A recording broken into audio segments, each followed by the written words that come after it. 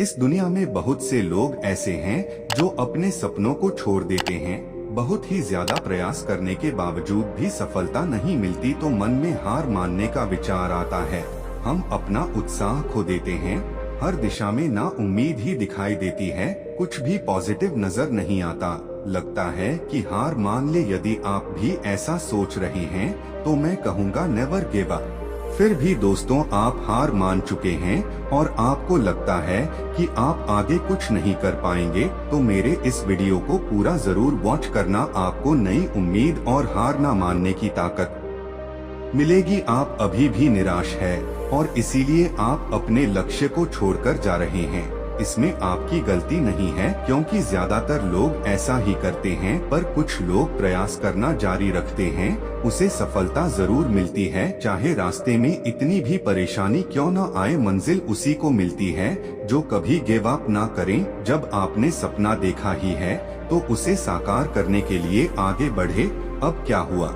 हमारी सबसे बड़ी कमजोरी हार मानकर बैठ जाना है, जबकि सफल होने का सबसे बड़ा कारण सतत प्रयास करना है।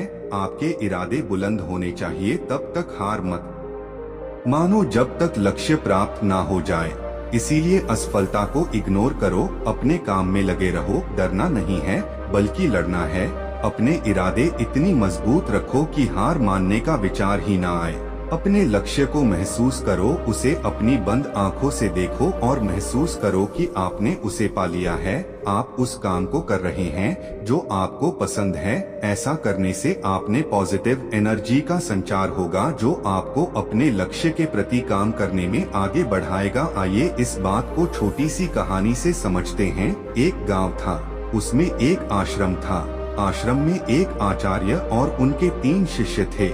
आचार्य ने उन शिष्य से पूछा कि उन पहाड़ी के पीछे क्या है, वह देख कर आना है। आचार्य ने अपने पहले शिष्य को आदेश दिया और कहा, पहले तुम जाओ और पता करके लाओ कि उन पहाड़ी के पीछे क्या है। शिष्य ने अपने आचार्य का बात मानकर उन पहाड़ी के पीछे क्या है वह खोजने आगे चल पड़ा। रास्ते में कई सारी मुश्किलों का सामना करके वह आधे रास्ते तक पहुंचा। बाद में उसके मन में नेगेटिव विचार आने लगे और वह पीछे मुड़ने का फैसला कर लेता है। वह शीशा वापस अपने आश्रम चल पड़ता है। आश्रम लौटने के बाद वह आश्चर्य से कहता है कि मैं आधे रास्ते से ही लौट आया। फिर आचार्य ने दूसरे शिष्य को आदेश दिया कि तुम उस पहाड़ी के पीछे क्या है वह खोज के लाओ। आचार्य के आदेश से वह दूसरा शिष्य अपने मार्ग पर चल पड़ा। पहले शिष्य की तरह उन्हें भी शुरुआती रास्ते में बहुत सारी कठिनाई और मुश्किलें आई, फिर भी वह आगे बढ़ा। लेकिन चलते चलते वह थक गया और मन में सोचने लगा कि अब कितना दूर है, यह अब मुझसे चला नहीं जाता, मैं क्या करूं? उसके मन में भी नेगेटिव विचार आने लगे और उसने भी गिव अप कर दिया। अंत में आचार्य ने अपने तीसरे शिष्य को आदेश दिया और कहा कि अब तुम जाओ पर पता करके आओ कि उस पहाड़ के पीछे क्या है। ओम शिक्षण तुरंत ही आदेश मानकर अपने मार्ग पर चल पड़ा। मार्ग में आने वाली बाधा और मुश्किलों के बाद भी वह आगे बढ़ता रहा। वह चलते चलते थक भी जाता, फिर भी वह आगे बढ़ता रहा। जब भी वह थक जाए तो थोड़ा आराम कर लेता। वह सोचता कि अब थोड़ा ही दूर है, मुझे हार नहीं मानना है, मुझे बस चलते रहना है। ऐसे सकारात्मक सोच के साथ वह आगे बढ़ता रहा और उसे वह पहाड़ दिख गया। वह पहाड़ इतना बड़ा था कि वह आसानी से उस पर चढ़ ही नहीं सकता था, फिर भी उसने हार नहीं मानी और वह पहाड़ चढ़ गया। और उसने पहाड़ के पीछे जो नजारा देखा वह देखकर वह मंत्रमुग्ध हो गया। वह वापस अपने आश्रम की ओर चल पड़ा। दोस्तों, क्या आप वही गलती तो नहीं कर रहे हैं जो पहले 2 शिष्य ने की थी? बहुत से लोग हैं जिन्होंने सफलता के इतने करीब होने पर हार मान ली। क्या आप भी तो ऐसा नहीं कर रहे हैं? ना लोग परिस्थिति और प्रॉब्लम से डर जाते हैं और अपना कदम पीछे खींच लेते हैं, लेकिन आपको ऐसा नहीं करना है। हार मानने का कोई फायदा नहीं है। सिर्फ जीत पर फोकस करो और फिर से कोशिश करो और हर बार ऐसा करते रहो जब तक आप जीत ना जाओ। तो अभी भी आपको देर नहीं हुई है। अपने सपने को साकार करने के लिए एक्शन प्लान बनाओ और नेवर गिव अप एटीट्यूड अपनाओ। दोस्तों, मैं आशा करता हूं कि इस वीडियो के माध्यम से आपके जीवन में पॉजिटिव चेंज लाने में मदद मिली होगी। अगर आपको यह वीडियो और जानकारी अच्छी लगी तो अपने फ्रेंड्स पर परिवार में इस वीडियो को शेयर करें। आज हम बात करने वाले हैं कि सक्सेस कैसे हो। किसी एक नगर में एक युवक रहता था जिसका नाम राजू था। राजू मेहनत करने में थोड़ा आलसी था। जब भी कोई उसे कोई काम देता तो वह उस काम से दूर भागने लगता। वह हमेशा सोचता कि मैं सफल कैसे होऊंगा। मेहनत करने को उसके मन में एक बात बैठ गई थी कि वह मेहनत नहीं कर सकता, लेकिन उसके मन में एक ख्वाहिश थी कि मैं सफल अवश्य बनूंगा। वह हमेशा सोचता कि मैं सफल अवश्य बनूंगा। वह हमेशा सोचता कि क्या कोई ऐसा व्यक्ति है जो मुझे सफलता का मंत्र दे सके और समझ सके ताकि मैं अपनी मनचाही वस्तु को प्राप्त कर सकूं। इस प्रश्न को लेकर वह कितने साधु और विद्वानों के पास गया। कोई कहता कि आप यह कर लो, वह कर लो, अपने माता पिता की सेवा करना सफलता का मंत्र है, तो कोई दूसरा कहता कि दूसरों की मदद करना सफल बनाता है।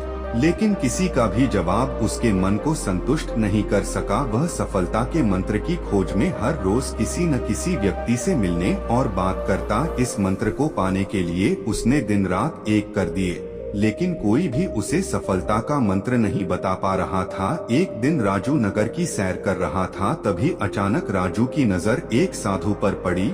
उसे साधु को चारों ओर से लोगों ने घेरा हुआ था।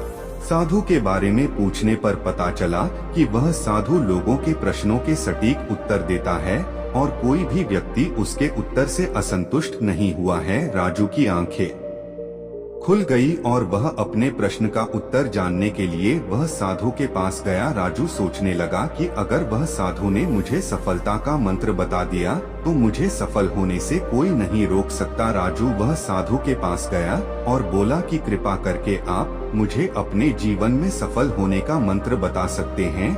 वह साधु बहुत ही विनम्रता से बोला कि मुझे अभी बहुत काम बाकी है और मुस्कुराते हुए उसने कहा कि तुम्हारे प्रश्न का उत्तर मैं तुम्हें आज नहीं बता सकता, तुम मेरे पास कल आना, कल मैं तुम्हें सब बताऊंगा। राजू पूरी रात जगा क्योंकि वह अगले दिन साधु को मिलने को बेचैन था।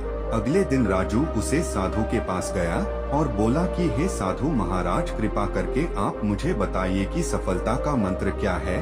मैं उसको जन को बेचैन हूँ, मैं पूरी रात सोया नहीं, कृपा करके बताइए। साधु ने राजू का प्रश्न का उत्तर देते हुए कहा कि मैं तुम्हें एक किताब दूंगा। अगर तुम्हें सफलता का मंत्र चाहिए तो वह किताब को पूरी पढ़ना ताकि तुम्हें सफलता का मंत्र पता चले, और अगर तुम इस किताब को अधूरा या आधा आधा पढ़ोगे तो वह मंत्र मिलने में बहुत ही मुश्किल होगी। तो यह किताब तुम्हें पहले पेज से आखिरी पेज तक पढ़नी है। राजू किसी भी तरह वह मंत्र को जानना चाहता था, इसलिए उसने वह साधु की शर्त को मानकर वह किताब लेकर घर पर आया और तुरंत उसे किताब को पढ़ने लग गया। राजू वह मंत्र को लेकर बहुत ही बेचैन था। वह उसे पाना चाहता था। वह जल्दी से जल्दी वह पेज पर पहुंचाना चाहता था जहां सफलता का मंत्र लिखा हुआ हो। अंततः उसने किताब को लगातार पढ़ने जारी रखा। वह किताब पढ़ते पढ़ते खाना पीना और कब रात हो गई और कब सुबह हो गई उसको पता ही नहीं चला। राजू लगातार 10 दिन किताब को पढ़ता रहा। जब नींद बहुत आती तो सोकर वापस किताब पढ़ने लग जाता। उसने खाना पीना भी कम कर दिया था ताकि वह किताब को जल्द से जल्द पूरी कर सके। जब वह 10 दिन तक किताब को पढ़ना रहा, बाद में जब आखिरी पेज पर पहुंचा तो उसको लगा कि अब मुझे सफलता का मंत्र मिल जाएगा, पर आगे पढ़ने ही उसमें लिखा था कि अगर तुम्हें सफलता का मंत्र चाहिए तो इस किताब के पिछले पेज का कवर हटाकर देखो। जब राजू ने किताब का पिछला पेज कर हटाया तो वहाँ पर कुछ लाइन लिखी हुई थी। उन्हें पढ़ते ही राजू खुशी के मारे चिल्लाने लगा, नाचने लगा। उसके मन में अलग ही खुशी झलक रही थी, मानो उसने कुछ प्राप्त कर लिया हो। राजू ने वह लाइन फिर से पढ़ना चालू किया। उसमें यह लिखा था, जिस तरह तुमने इस किताब को पढ़ने के लिए अपने दिन रात एक कर दिए, तुमने अपने खाने पीने का भी ध्यान नहीं रहा। हर समय सफलता का मंत्र खोजने के लिए लगातार किताब पढ़ते रहे। तुम हमेशा सफलता के मंत्र के बारे में सोचते रहे। तुमको बाकी कोई काम नहीं सजा। तुमने किसी अन्य चीज के बारे में भी नहीं सोचा। तुमने बस एक ही चीज पर ध्यान केंद्रित किया जो तुम पाना चाहते हो लगातार, और प्रत्येक क्षण उत्साह और लगन के साथ तुमने उसे मंत्र को पानी में डुबो दिया। यदि तुम किसी लगन और दृढ़ इच्छा शक्ति के साथ दुनिया की किसी भी वस्तु को पाना चाहते हो तो वह तुम्हें अवश्य मिल जाएगी। कोई भी तुम्हें सफल होने से नहीं रोक सकता। दोस्तों, इस कहानी से हमें बहुत कुछ सीखने को मिलता है। किताब के पिछले कवर पेज में जो लिखा था वह बहुत कुछ कहा जाता है। अगर जीवन में हमें किसी भी वस्तु को पाना हो तो अपना सब कुछ भूलकर अपना हर पल उसे चीज को पाने में लग जाओ। अपना हर समय उसे चीज को पाने में लगा दो। जब आप अपना ध्यान उसे चीज में लगते हो जो तुम चाहते हो तो वह तुम्हें